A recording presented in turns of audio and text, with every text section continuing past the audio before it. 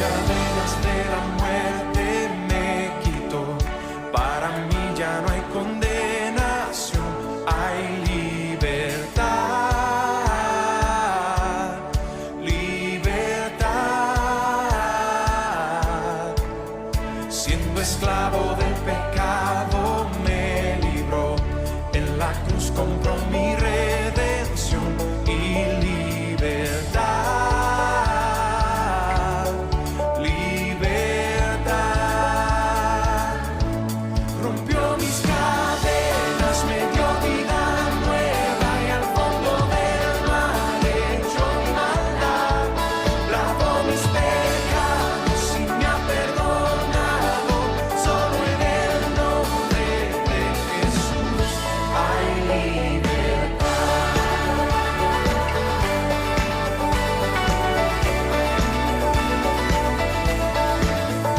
Yo proclamo que en la cruz por mí murió y cambió mi duro corazón por libertad.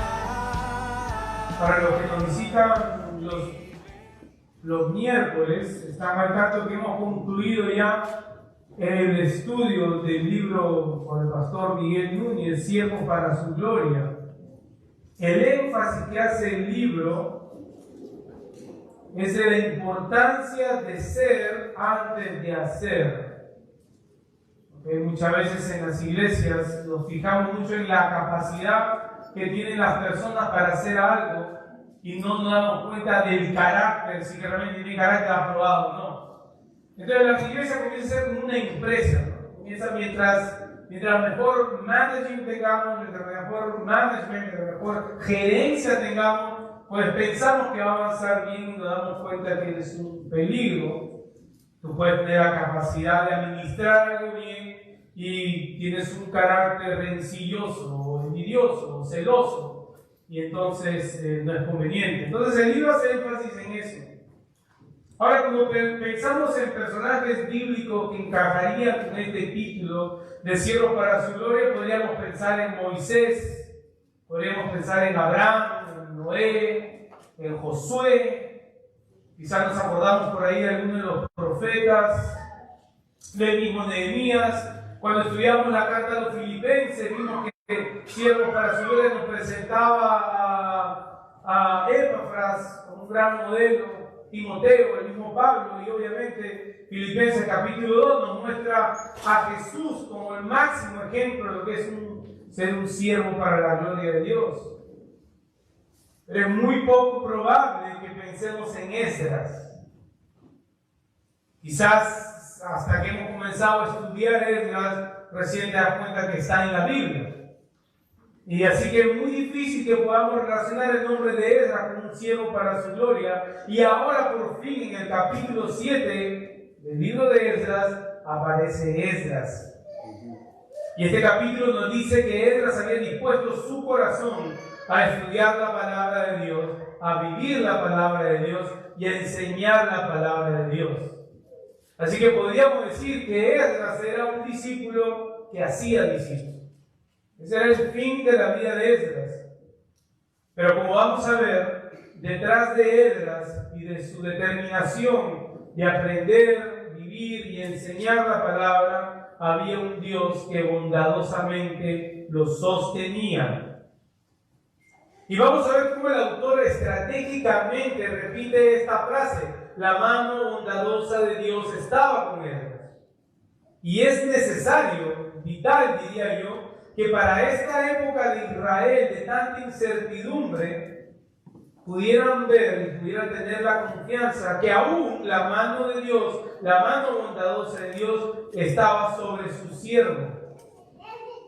Ahora, si nosotros atravesamos unos 2500 años hasta el día de hoy, 2023, nosotros mismos necesitamos recobrar la confianza, necesitamos que nuestra atención gire hacia Dios y cómo su mano bondadosa está sobre nosotros, quitarnos su carácter fiel y santo. Así que tanto nosotros como Israel necesitamos que la Escritura avive nuestra confianza en nuestro Dios y su mano bondadosa sobre su pueblo.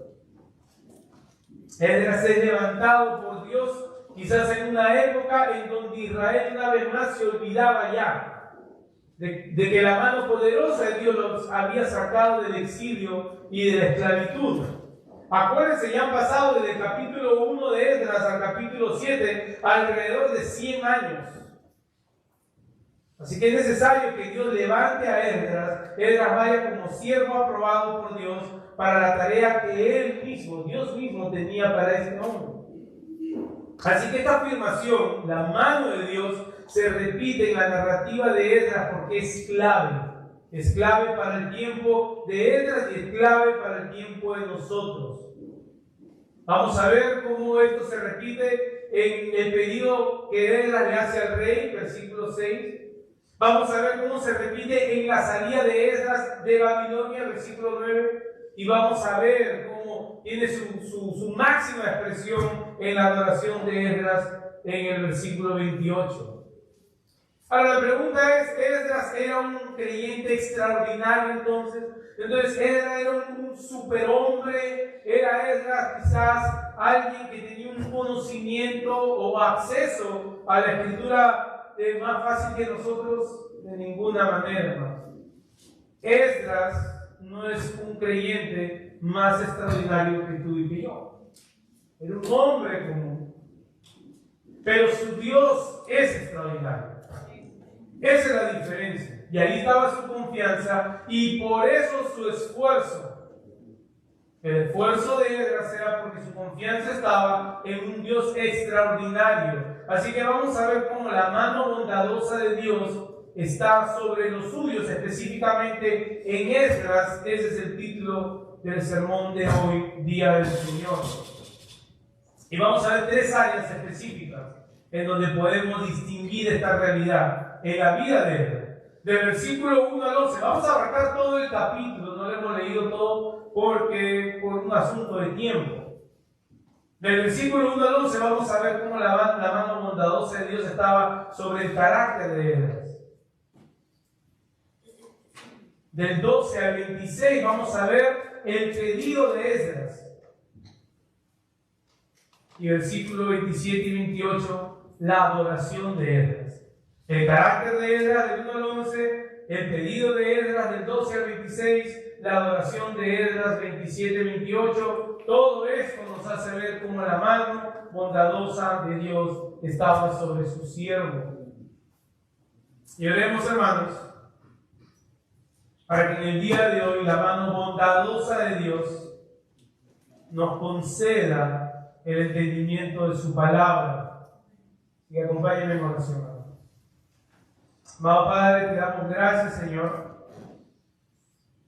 Te rogamos por nuestros corazones para disponerlos, Señor, atentamente a escuchar lo que tú tienes que decir. Tú conoces nuestras debilidades, conoces las mías en particular. Ayúdame, Señor, en momentos que experimento la ansiedad. Dame claridad de palabras, Señor, para que tu mensaje no tenga tropiezo de ninguna manera y salgamos edificados, exhortados, consolados, Señor, por medio de esta historia extraordinaria que nos deja ver cómo tú eres un Dios fiel y soberano en Cristo Jesús. Amén. Imaginemos por un instante, hermanos, que estamos frente a la cordillera de los Andes. Todos conocen la cordillera de los Andes, ¿verdad? Cruza todo Sudamérica de sur a norte o de norte a sur. Imaginemos que estamos a una distancia de unos cuantos kilómetros y pareciera que cada montaña está a distancia de un simple salto. No podemos saltar de una montaña a otra. Pero mientras más nos acercamos, nos damos cuenta que cada montaña está a cientos de kilómetros de distancia. Así que esto hace que el camino sea más complicado de lo que nosotros pensamos. Esto hace que el camino sea más accidentado de lo que nosotros ni siquiera nos imaginamos.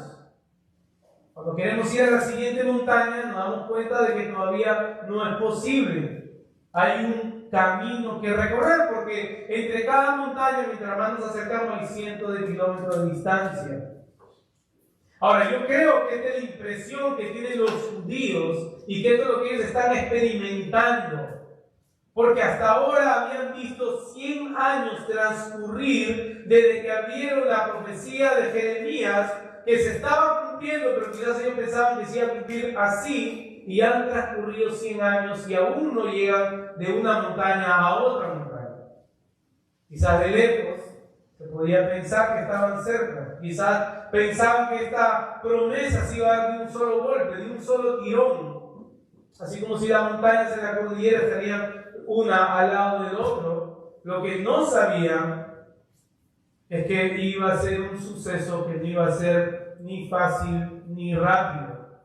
El profeta dijo, Jeremías, cuando se cumplan 70 años los haré volver. Bueno, ya van 100 años. O sea, van más años esperando que los años que estuvieron en el cautiverio. Y aún todos no han regresado, como vimos al comienzo de Esdras. Fue un grupo que regresa con Zorobabel. Y ahora vamos a ver cómo un segundo grupo regresa con el sacerdote Esdras. Es él el cual el Señor ha escogido para dirigir a este segundo grupo, parte de este gran éxodo de Babilonia a Israel. ¿Qué nos dice los primeros versículos de quién era él y cómo la mano del Señor estaba con él? Vamos a ver nuestro primer punto, el carácter de Esdras. Y los primeros 5 versículos se nos pueden hacer pesados porque se trata de una genealogía. Y para los que han leído Mateo, es la genealogía más larga en cuanto narran la genealogía de Jesús. Pero es necesario que entendamos por qué el autor decide poner esta genealogía de Esdras, porque lo lleva hasta Aarón, el sumo sacerdote. Es necesario que veamos que Dios está levantando un hombre aprobado por Él mismo para la tarea que se le está encomendando. Dice versículo 1, después de estas cosas, y esta pequeña palabra o esta pequeña frase, después de estas cosas, nos entrelazan con el capítulo anterior, conectan con el capítulo anterior. Y como hemos dicho, han pasado 70 años del final del capítulo 6 al comienzo del capítulo 7. Y es en ese periodo de 70 años en donde sucede la historia de Esther. Para entender un poco, en esos 70 años surge Darío como rey, y es ahí donde lleva a cabo los hechos que suceden en el libro de Esther. Así que es necesaria la genealogía en la que entramos, porque la adoración en el templo se debía restablecer por alguien que era del linaje de Aarón, que era hermano de Moisés. Así que aquí el Señor está siendo muy cuidadoso en señalar a Esdras como el hombre apropiado para este trabajo, ya que Dios mismo había estipulado que solo aquellos que descendían de Aarón podían tomar este rol sagrado.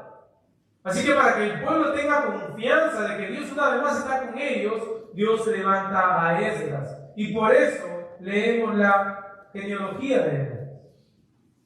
Así que solo aquellos que descendían de Aarón podían tomar este rol. Y Dios presenta aquí el hombre que Él mismo ha levantado con credenciales que Él mismo ha provisto.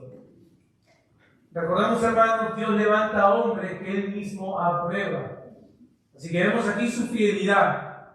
Él ha prometido que sacaría a su pueblo del cautiverio y así Él lo haría. Él proveería el líder que este pueblo necesitaba.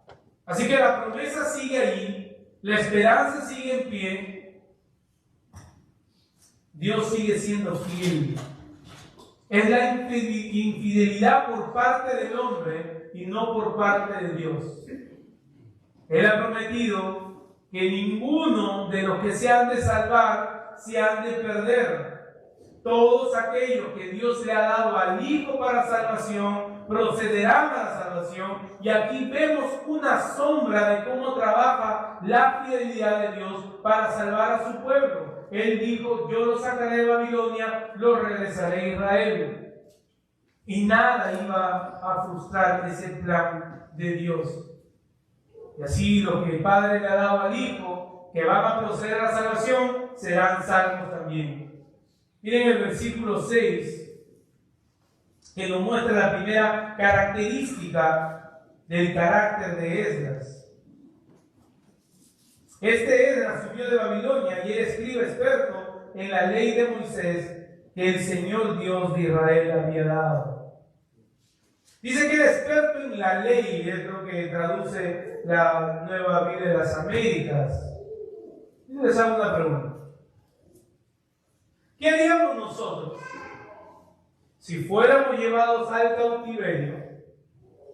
Si estuviéramos habitando en un país o una nación que adora muchos dioses, que son anticristianismo, que van en contra de todo valor moral que nosotros sostenemos, que todas sus costumbres atentan en contra de nuestra fe, ¿qué haríamos? ¿A qué nos dedicaríamos? ¿Qué haríamos si estamos en un lugar que atenta en contra de nuestra identidad en Cristo y que a cada momento nos recuerda que nuestro Dios nos dice que nuestro Dios es un Dios tirano y que no es el único y que hay muchos dioses? ¿A qué nos dedicaríamos? Imagínense por un momento. Y le voy a decir a qué nos dedicaríamos. Exactamente a lo que nos dedicamos en el día a día, en el día a día. Exactamente a eso nos dedicaríamos, porque no hay ninguna diferencia entre Babilonia y en la sociedad que estamos viviendo ahora. Así que a lo que tú te dedicas hoy, día a día, a eso te dedicarías si estuviéramos de exilio en Babilonia. No hay mucha diferencia entre la sociedad de Babilonia y nuestra sociedad. Pero Esdras sabía quién era. Esdras conocía su identidad, a quién pertenecía, y por eso se dedicó al aprendizaje de la Escritura. Él no se vuelve un experto en la ley simplemente porque un día amaneció y Dios le dio el entendimiento de toda la ley de Moisés. Él tuvo que poner de su esfuerzo, de su sudor, de sus lágrimas, estando en un lugar que iba completamente en contra del Dios en quien él creía.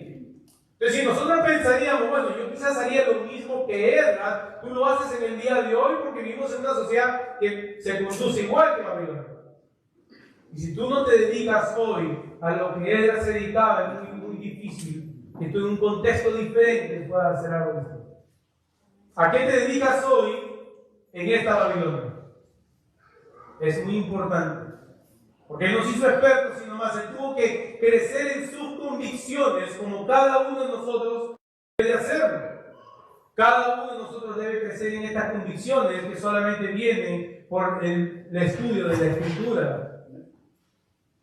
Viviendo en una sociedad anti-Dios, sabiendo cuál es nuestra identidad en el Hijo.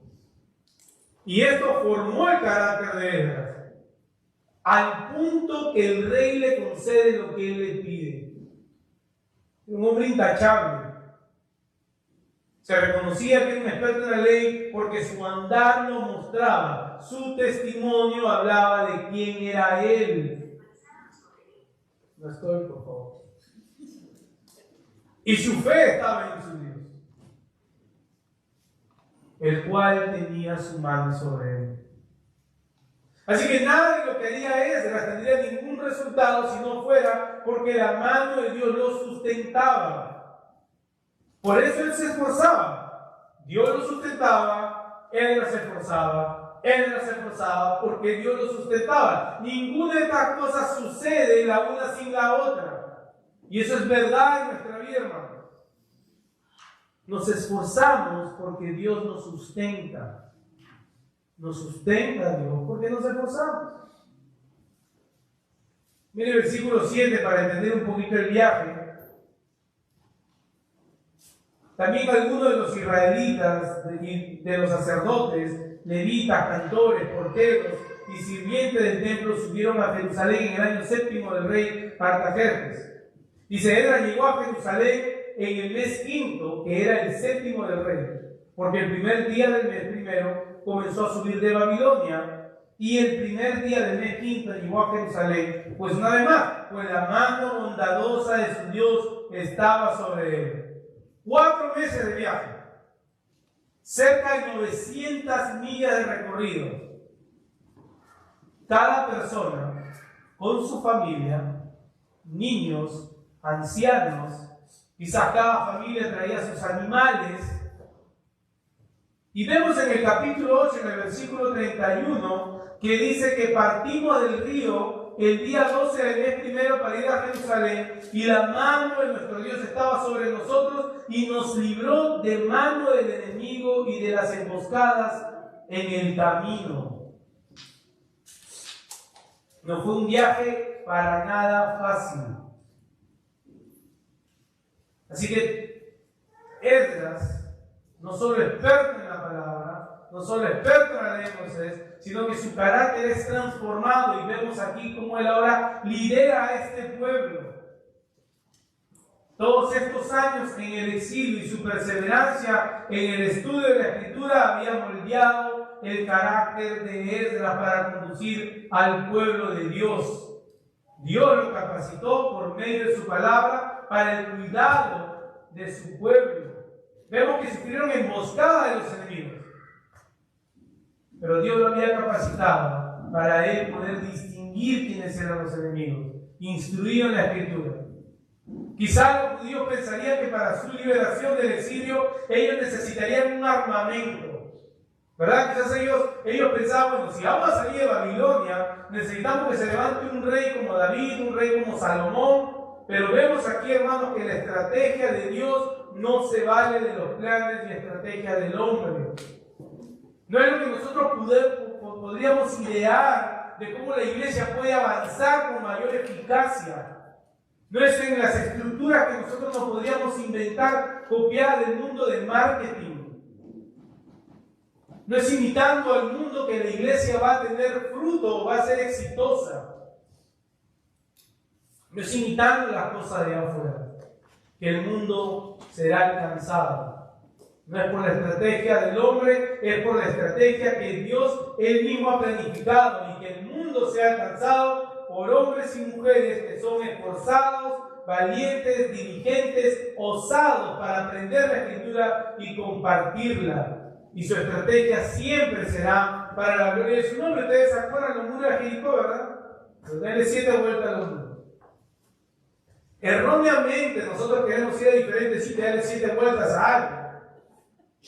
Esa no es la enseñanza es que Dios no se vale de estrategia del hombre, porque de él es la gloria. Miren a Gedeón, un hombre temeroso, al punto que prueba a Dios y dice: mira, Señor, si se moja el pabilo, y ahí nosotros queremos probar a Dios. No, eso nos indica cómo Dios en su misericordia, a pesar de la duda de Gedeón, él obra y lo disminuye a 300 hombres para que de él sea la gloria.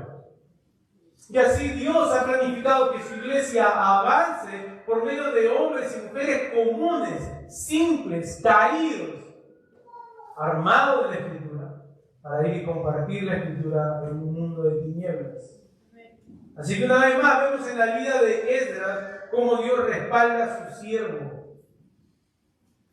Su carácter tuvo que haber sido influenciado, no solo por la Escritura, pero también quizás por aquellos que perseveraron en el cautiverio, como sus contemporáneos, Daniel y sus amigos.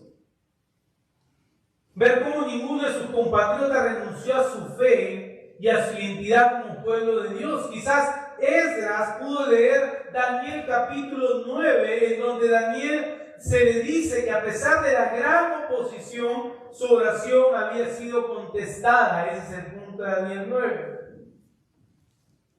No sin nuestras oraciones en el cielo, pelea Miguel con quién.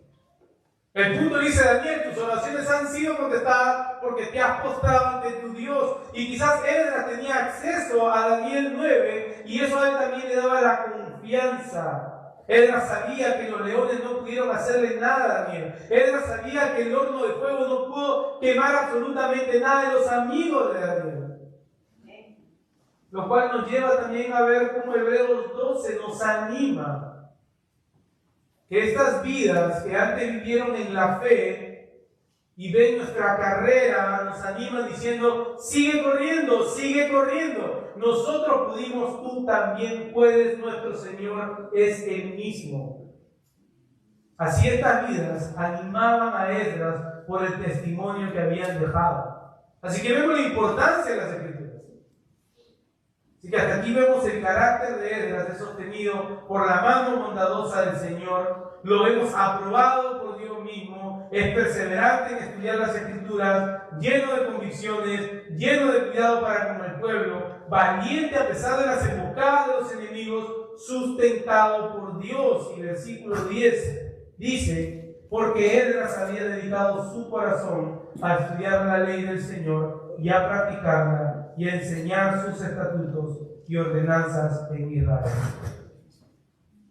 Hermano, ¿por qué nosotros, si comparamos nuestra vida con la perseverancia de Esdras, por qué nosotros no perseveramos? Ahí donde tú estás sentado, quiero que hagas un ejercicio mental, te autoconfrontes y te preguntes: ¿por qué yo no persevero así como veo que Esdras perseveraba? Es el mismo Dios, su mano lo sustenta, pero ¿por qué no? Y Esdras da la respuesta. Esdras da la respuesta porque nosotros no perseveramos. Él dice que dispuso su corazón a estudiar la ley del Señor. Y muchas veces nosotros, hermanos, tenemos un corazón tan distraído, tan lleno de un sinfín de cosas, tan poco enseñable, muchas veces llenos de ídolos, que se nos hace tan difícil estudiar las Escrituras o ser instruidos en ellas. ¿Cuánto tiempo has pasado tú esta semana estudiando la Escritura? No, ¿cuánto tiempo has pasado leyendo un devocional que alguien te compartió? Nosotros en el chat de la iglesia compartimos devocional, pero el punto no es que ese sea tu alimento diario de la Escritura. ¿Cuánto tiempo en el día, en esta semana, has pasado estudiando la Escritura?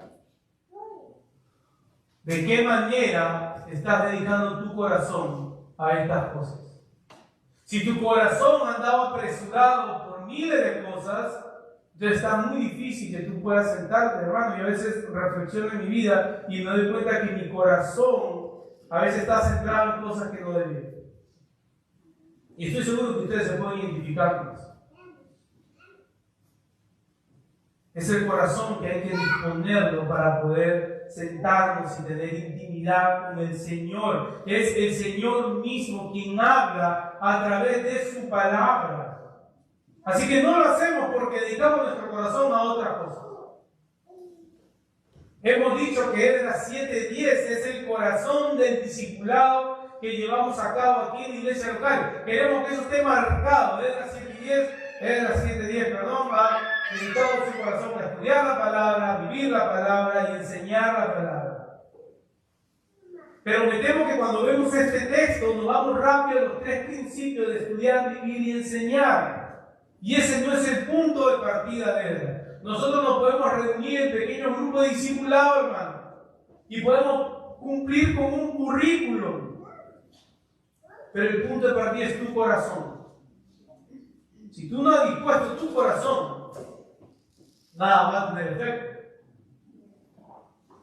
Tú puedes querer cumplir por el temor que van a decir los demás, o quiero estar yo en la movida, también yo quiero hacer lo mismo que otros hacen. Pero si tu motivación no parte de tu corazón para ser instruido por la Escritura, es una pérdida de tiempo. Si tu corazón está lleno de muchas cosas y no anhelas ser instruido por la Escritura, estás siendo instruido por otra cosa. Debemos disponer nuestro corazón, debemos disciplinarlo, debemos entrenarlo, debemos esforzarlo. Porque nuestra aproximación a la Escritura, hermano, no es meramente académica. No es cuánta información yo puedo recaudar de la Escritura. Quiero que sea más que información, quiero que sea transformación para mí. Y debe ser como el corazón. ¿De qué otra manera podríamos vivirla? ¿De qué otra manera podríamos practicarla en nuestra vida diaria si nuestro corazón abraza otras cosas? Podríamos enseñarla, pero sin el efecto que debiera haber producido primero en nuestras vidas Y a tales, hermanos, a los que dedican su corazón, aquellos que disponen su corazón, son los que Dios usa para el avance de su reino. ¿Por qué el corazón? Porque es el centro de operaciones de todo lo que hacemos. Y aquellos los que son de Dios han crucificado los deseos de su corazón para la gloria de Dios. Y esos son los que Dios usa para su gloria. Así que mi exhortación es, hermanos, que medites en esto. Autoconfróntate. Pregúntate. ¿Qué cosas está llenando mi corazón? ¿Qué distrae mi corazón? El trabajo, el dinero, la familia, cada cosa tiene su espacio. Pero si no es la palabra del Señor, solamente estás llenando un tiempo y un espacio y no vas a ver el fruto de tu vida. Esta palabra, esta escritura, dice el versículo 25, que llenó de sabiduría a Esdras, que viene de parte de Dios. Y el versículo 26 nos dice que por medio de esta palabra, entonces él estaba aprobado para instruir a otros. El discipulado que transforma, hermanos, no es simplemente un libro de todos cuántos pasos, 10 pasos hacia la madurez cristiana, ya lo hemos dicho. Empieza por disponer el corazón para aprender. Debe ser enseñable, hermano. Debes ser enseñable para vivir la Escritura. Eso incluye renunciar a mí yo y entonces, y solo entonces, instruir a otros. Esa es la gran comisión. Y no es mecánico. No es mecánico. Aquellos de mis hermanos que semana tras semana se reúnen con alguien, mis hermanos y mis hermanas, quiero que renueven su ánimo, hermano. Porque puede ser una carga, tanto para los que reciben el discipulado como para el que lo dan. Pero esto empieza en el corazón, no es mecánico, es la gran comisión y empieza amando a Cristo. Si amas a Cristo, amarás instruir a otros. Porque eres un mendigo diciéndole a otro mendigo dónde encuentran pan. De eso se trata. Es así que instruimos al pueblo a guardar lo que Él nos ha mandado. Y Él está con nosotros, dice su promesa, hasta el fin. Por eso hacemos lo que hacemos. Esdras era un hombre llamado por Dios, aprobado por Dios, sostenido por Dios, se refleja en su carácter y en su determinación de ser útil para Dios. Dispone su corazón a estudiar la Escritura, a vivir la Escritura, a enseñar la Escritura. Así que no solo vemos la mano bondadosa de Dios en el carácter de Esdras, pero también vamos a ver en el pedido que Esdras le hace al rey. Así que nuestro segundo punto es el pedido de Esdras. Y estos versículos del 12 al 26, aunque nos habla del decreto del rey, deja por sentado que cada una de las pautas que el rey le concede a Esdras es respuesta al pedido de Esdras.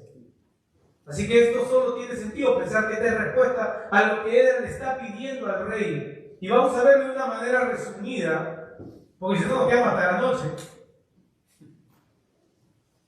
Pero quiero que distingamos cómo el corazón que está lleno de la palabra del Señor pedirá conforme a lo que es agradable al Señor. No es por coincidencia de que antes de que entremos al decreto del rey, la Escritura nos diga que Esdras ha dispuesto su corazón a aprender a orar. Solo así vamos a entender por qué Esdras pide lo que pide. El mensaje de Cristo en Juan capítulo 15, todo gira en torno a eso, de permanecer en Él, amarlo a Él, y esto debe producir una obediencia que nos hace pedir conforme a su voluntad y lo hará. Esa es la promesa en el capítulo 15 de Juan. El Señor está diciendo, permanece en mí, tu mente será transformada, pedirás conforme a mi voluntad, y lo que pidas yo lo haré. Ese es el mensaje, y ese mensaje es desde el Antiguo Testamento hasta el Nuevo. Y vamos a ver qué es lo que Esdras le pide. Versículo 13, Esdras le pide libertad para los suyos. Versículo 14, Esdras le pide evaluar la condición de Judá. Versículo 15 y 16, Esdras le pide apoyo para el viaje. El rey le da provisiones por parte de sus consejeros, pero también ofrenda voluntaria de los pueblos alrededor. Versículo 18, Esdras pide autorización para administrar todo esto conforme a la voluntad de Dios. Versículo 19, Esdras pide el resto de las vasijas para el templo. Versículo 20, Esdras pide apoyo directo por parte del rey. Versículo 24, Esdras pide que los que le sirven en el templo sean liberados de toda clase de impuestos. Versículo 25, Esdras pide autoridad para él mismo nombrar personas idóneas que conozcan la ley de Dios. Versículo 26, Esdras pide autoridad para hacer cumplir la escritura. Y a todo el pedido de Esdras, el rey escribe: concedido. Concedido. Todo lo necesario para que el pueblo sea instruido. Una vez más en la escritura, en la ley del Señor, todo lo que era necesario para suplir a su pueblo, Dios lo concedió. Y todo lo que nosotros necesitamos, gracias hermano, y todo lo que nosotros necesitamos como iglesia local, hermano, para que la palabra siga siendo predicada, para que el evangelio siga siendo compartido, absolutamente todo lo que como iglesia Redentor necesitemos, Dios lo va a proveer, hermano. No puede haber ninguna duda en nuestro corazón.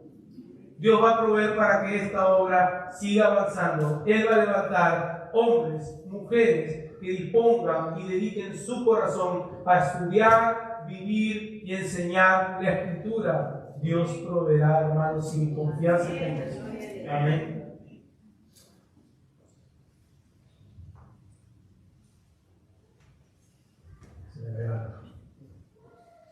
Él tiene cuidado de nosotros. Pero también en nuestra vida diaria, ¿quién de aquí les ha faltado algo que no se les sea necesario? A nadie. Él ha provisto de todo lo que es necesario. Todo lo que Él crea que tú necesitas, Él lo ha provisto. En Benecer dice, no, hasta aquí el Señor nos ha ayudado y nos seguirá ayudando, hermano.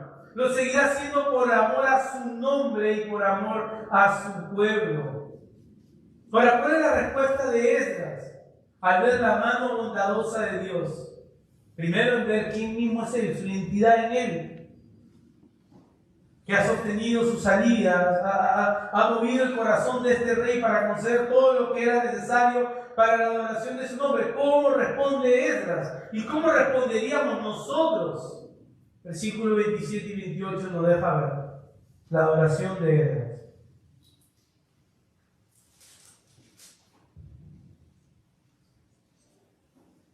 Bendito sea el Señor, Dios de nuestros padres, que ha puesto esto en el corazón del rey para embellecer la casa del Señor que está en Jerusalén, y que me ha extendido misericordia delante del rey y de sus consejeros, delante de todos los príncipes poderosos del rey. Así fui fortalecido según estaba la mano del Señor mi Dios sobre mí, y reuní a los jefes de Israel para que subieran conmigo. Esdras sabe que no es él quien ha conseguido toda esta provisión. Esdras lo que menos quiere es llevarse él la gloria. Es diferente a nosotros muchas veces, ¿no? A él solo le queda adorar y reconocer la mano bondadosa de Dios quien lo fortaleció. Dios se ha reconocido por Esdras en haber trabajado en el corazón del rey. ¿Y su libre albedrío? ¿No es acaso Dios un caballero? ¿No es acaso Él incapaz de ir en contra de nuestros deseos? Dios es soberano, hermanos. Y en el momento que nosotros no creamos que Dios es soberano, Dios no es Dios. Y yo, un Dios soberano, yo no quiero hablar. Un Dios que no sea soberano, yo no quiero hablar. Dios es soberano y Él hace lo que tiene que hacer para que sus planes eternos se lleven a cabo. ¿Se imaginan a Esdras en esta explosión de adoración inspirado por el Espíritu y dice gracias Dios porque tú has puesto estas cosas en el corazón del rey y dice no, espérate. Yo no puedo aceptar esto. ¿No eres tú Dios un caballero? ¿Cómo que tú has puesto esto en el corazón del rey? No, si ha ido en contra de su voluntad, en contra de su vida, le digo, yo no lo quiero, Dios. ¿Te imaginas a Esdras cuestionando la providencia y la provisión de Dios así? Impensable, ¿verdad? ¿Y por qué nosotros sí lo hacemos?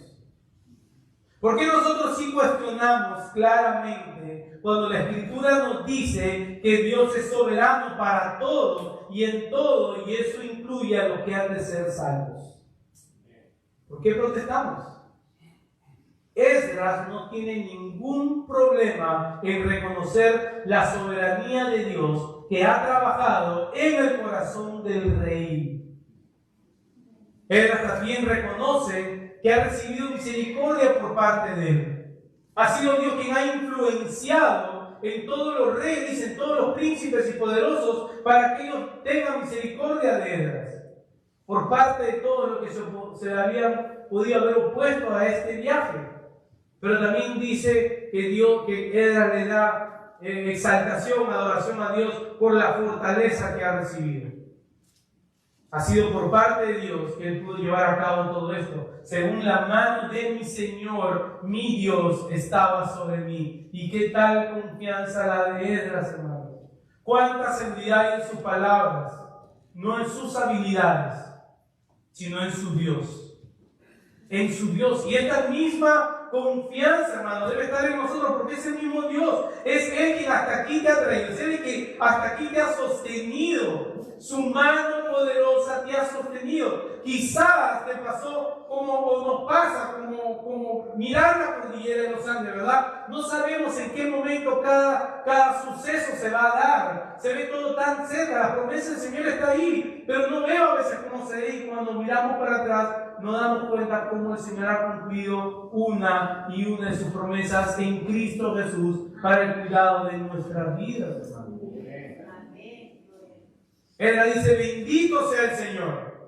Es lo único que el corazón de alguien agradecido puede exclamar: bendito sea el Señor. ¿Qué es lo que nos enseña el capítulo 7 de este libro, hermano? Creo que de manera puntual podríamos decir que Dios no abandona a quien levanta. Su mano bondadosa está sobre aquellos que Él llama, aquellos que son suyos. Eso te incluye a ti y a mí, si tú has procedido a la fe del arrepentimiento. Aquellos que Él llama responden en obediencia total, y su corazón se dispone a estudiar su palabra, su corazón se dispone a vivir su palabra, y su corazón se dispone a enseñar su palabra con todo esfuerzo, hermanos. Con todo esfuerzo. Tengas la edad que tengas. Ahora podrías pensar que el libro de Esdras, o este capítulo en particular, es un llamado a aquellos que son líderes. Bueno, sí, pastor, está bien, pero eso es para aquellos que no están liderando algo, para aquellos que están en un ministerio, para aquellos que pastorean. Y es verdad que Dios requiere esto de aquellos que Él mismo levanta para liderar a su pueblo. Estas cosas deben ser evidentes en ellos. Pero ¿qué pasa con aquellos que no son líderes? ¿Será el llamado menos riguroso para ellos? De ninguna manera, hermano. Primera de Pedro 2:22 nos recuerda que el creyente debe desear como un niño la leche no adulterada de la palabra, ya que en ella se nos ha concedido todo para la vida y la piedad. Así que, hermanos, renueva tu compromiso con el Señor de estudiar las Escrituras. Ve a ella, apréndelas, vívelas, enséñalas, sé instrumento útil para la obra de Dios. Fuera de la palabra te estás dejando influenciar por un montón de cosas. Tus emociones toman posición en el trono de tu corazón y no vas a ser de utilidad para el Señor. No lo vas a hacer. Así que este no es un llamado solamente al liderazgo, a aquellos que están coordinando o a cargo de ciertos ministerios. Este es para la iglesia en general. Debes someterte a la estrategia que Él mismo ha diseñado. Y esa es la estrategia. No conformándote a tus pensamientos ni a tus propias ideas de cómo se hace iglesia. Y vemos cómo Esdras termina pues en una adoración, y no es para menos al ver la mano de Dios en todo lo que Él ha hecho. Hermano, esta mañana estábamos en la oración y yo miraba y verdad, me faltaba poco así. Bendito sea el Señor, porque pasamos de ser un grupo de a uno, se puede llamar grupo de uno, grupo de dos, después éramos 4, después 6, después hemos sido 8, ahora somos más de 10 hermanos. Bendito sea el Señor que está moviendo los corazones para este tiempo de oración. Lo mismo los miércoles. Y veo cómo los hombres están respondiendo a su llamado, a su rol por el cual el Señor los ha levantado en la iglesia local. Así que bendito sea el Señor. Ahora quizás tú estés diciendo, me gustaría tener esta seguridad que muestra Esdras, de saber que la mano de Dios está sobre mí, y así también poder exclamar junto con Esdras, bendito sea el Señor. Déjame decirte que si eres del Señor, si has venido a Él por medio de su Hijo, tú puedes unirte, al igual que Esdras, al igual que Pedro, cuando dijo, bendito sea el Dios y Padre de nuestro Señor Jesucristo, que según su gran misericordia nos ha hecho nacer a una esperanza viva mediante la resurrección de Jesucristo entre los muertos. Y tú juntamente con Pablo puedes decir, bendito el Dios y Padre de nuestro Señor Jesucristo, que nos ha bendecido con toda bendición espiritual en los lugares celestiales en Cristo, porque Dios nos escogió en Cristo antes de la fundación del mundo para que fuéramos santos y sin mancha delante de Él. En amor nos predestinó para adopción como hijos mediante Jesucristo, conforme a su buena intención de su voluntad, para la alabanza de la gloria de su gracia que gratuitamente ha impartido sobre nosotros en el amado. Amados, no dudemos por un segundo que la mano bondadosa de Dios y su mano poderosa está sobre nosotros, está sobre su pueblo. Él nos ha rescatado de la esclavitud del pecado por medio de su Hijo Cristo. Él, con mano poderosa, nos ha trasladado de las tinieblas a su luz admirable. Nosotros vemos cómo Esdras dirigió a los levitas, a los porteros, a los sacerdotes, a los cantores, a los sirvientes. Pero Esdras no podía asegurar el futuro espiritual del pueblo de Israel. Él no podía. Y si leemos Malaquías nos damos cuenta de nuevo una vez más cómo Israel cae.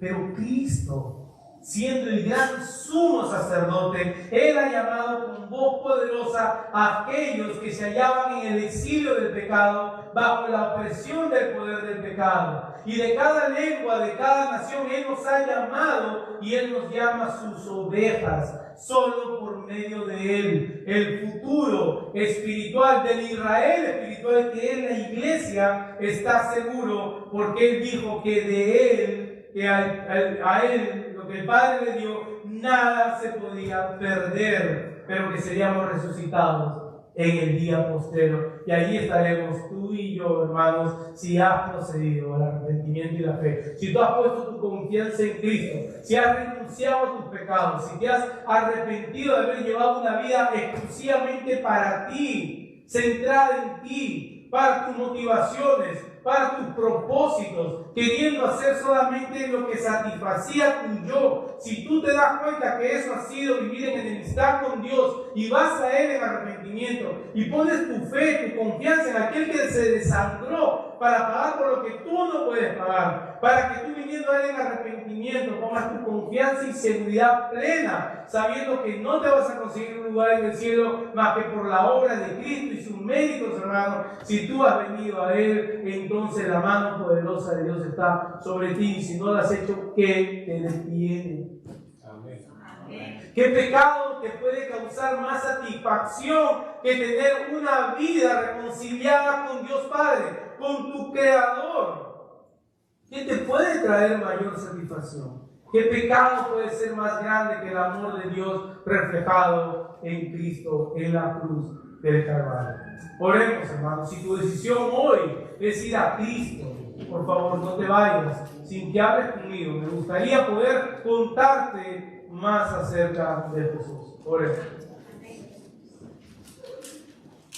Amado Padre, te damos gracias, Señor. Tú nos has asistido tanto al que puso tu palabra como a los que han estado sentados para escucharla, Señor. Que no haya habido ningún oído indiferente, Señor, al llamado de tu palabra. Que no haya habido ninguno aquí, Señor, que se vaya como vino. Aquellos que no te conocen, que se vayan inquietos, Señor. Inquiétalos por medio de tu Espíritu, Padre amado. Rompe sus duros corazones. Concede, Señor, como dice tu palabra, un corazón nuevo. Quita de ellos el corazón de piedra, dale el corazón de carne. Quita de ellos la venda de los ojos que Satanás ha puesto. Para que vean, Señor, la hermosura de tu Hijo Cristo.